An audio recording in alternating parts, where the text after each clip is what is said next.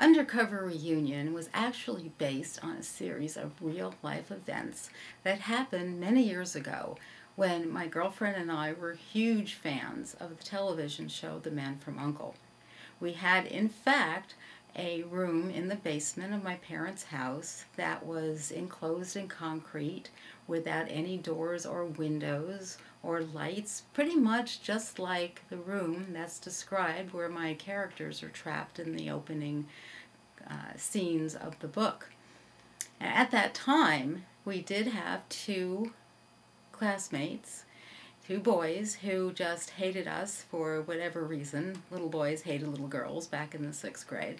So we devised a undercover operation just like we were the Man from U.N.C.L.E. And we played spies, and we had files on these guys, and we pretty much fixed them really well. Not quite as well as the characters in the book, but we really were able to stop the harassment long before it became really, really bad. So flash forward 30 years later, and I'm sitting on the back porch of my girlfriend's house in Connecticut a year before our 30th reunion, and we're talking about how we were kids and what we did and reminiscing, and I said to her, what if we went back to our reunion next year and found out that Uncle was real? And not only was Uncle real, but one of our other classmates was actually the new head of Thrush, a criminal mastermind. And the new Uncle recruited us to infiltrate his organization and bring him down. We thought it was really a lot of fun to think about it, and that's how the story started. Of course, it was added to some more fascinating plot lines with political corruption and blackmail and extortion and themes that I hadn't even thought about when I started writing the story. But the whole idea was that underneath this little small town in Minnesota, Abbeville, Minnesota, there not only was an international criminal organization, but also the headquarters of the UNCLE. Now, someone had asked me if people who didn't know the show at the time, or maybe weren't fans of the show, or didn't even know it was around at that time, it was many years ago, would really understand the references to the Man from U.N.C.L.E. Because there are no characters in the book from the TV show. Napoleon Solo isn't in it, Eli Kyriakis isn't in it, but there are enough references to make it seem very, very real.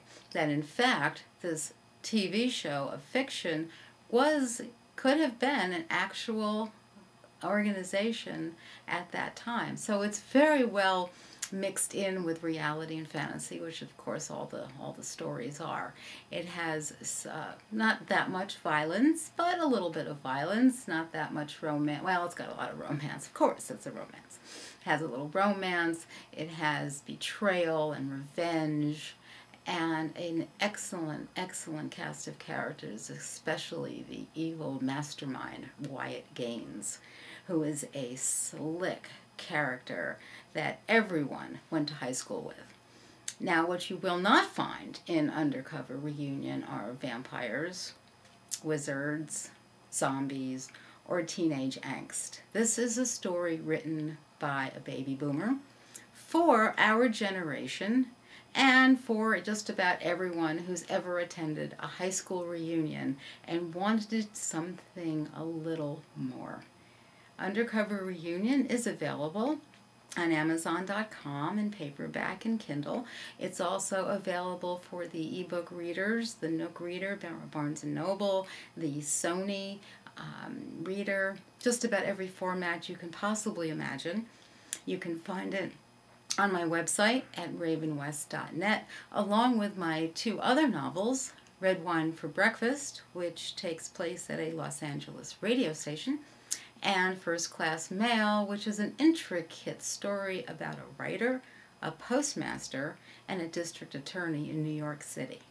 So go online, take a look at Undercover Reunion, and have you open your invitation. You are cordially invited to the Abbeville High School Class of 72 30th reunion. Bring your spouse, bring a date, but whatever you do, don't forget to bring your uncle. Undercover Reunion by Raven West. God, I hope it's the last time. I do not want to do this again.